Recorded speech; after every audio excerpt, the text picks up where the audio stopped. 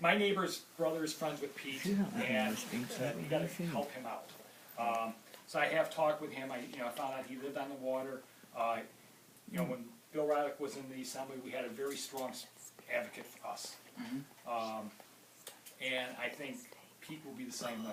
And that's why I actually got asked to take him around and meet some of the neighborhood associations along the shoreline. And that's my goal is, to work my way east now. I'm at the west end. We're going to work our way east. But going off on a tangent though, lake levels. Probably been watching. The water's come up. We've come up close to 2 feet in the last month, since the beginning of April. Some of the issues that have developed.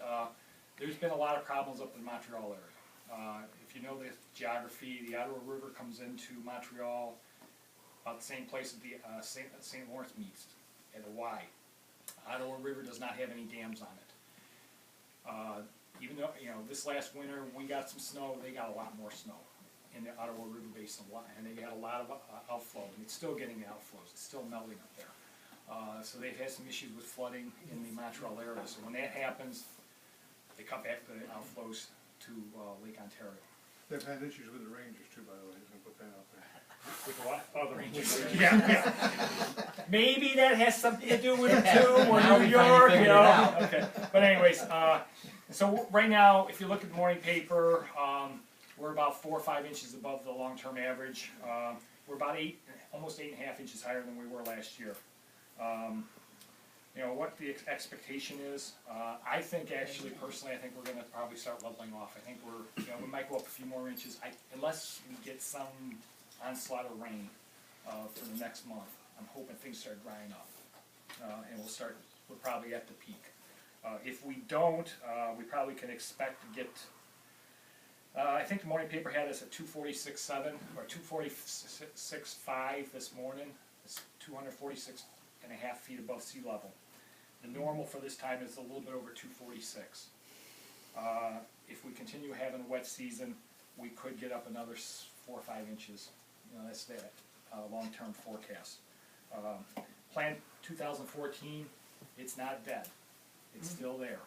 And that's what I think folks are really curious about here. Yeah, I'm hearing different things from my contacts. I'm hearing the Canadian commissioners to the International Drug Commission are upset with the U.S. commissioners because usually the Canadians are a lot more environmental.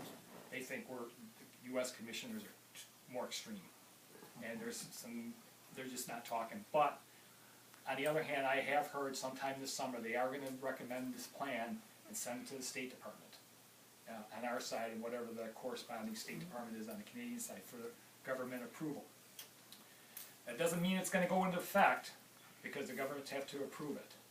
And we still have a way of, we have to start contacting, if that occurred, we'll have to contact our federal representatives. I think Senator Schumer, from what indications, he's going to be on our side because he just got the town's, $6 million from Braddock's Bay? For Braddock's Bay. And that's going to, you were there with me, John. If they change the water levels, that current plan that they want to do with Braddock's Bay is based on the current regulation plan. They change the regulation plan, they could wash out everything they do. So if they do recommend this, if I hear about it, I'll let John know. John can let you guys know. But at that point, we really got to press Louis Slaughter, Schumer, Gillibrand. Chris Collins, who is west of here, he's already on our side. Dan Maffei on the other side. The closer you get to Syracuse, the more the environmental people have say. Control. Yeah, and he's like on the fence. Calling the governor probably wouldn't be a bad idea, and that's the other reason why I want to see Pete get into office, because, see, I know him now. And just like with Bill Rydick, I would call him up and say, you got to go, hit the governor on the side head or something, But he got in trouble for that, just so. But he listened to you. Yeah, he got promoted to supervisor. But anyway, Bill's still there. I know he's still on our side. He's going to be, as town supervisor of 100,000 people, I know he's going to be there. Yeah, Town passed its resolution last year. Yeah.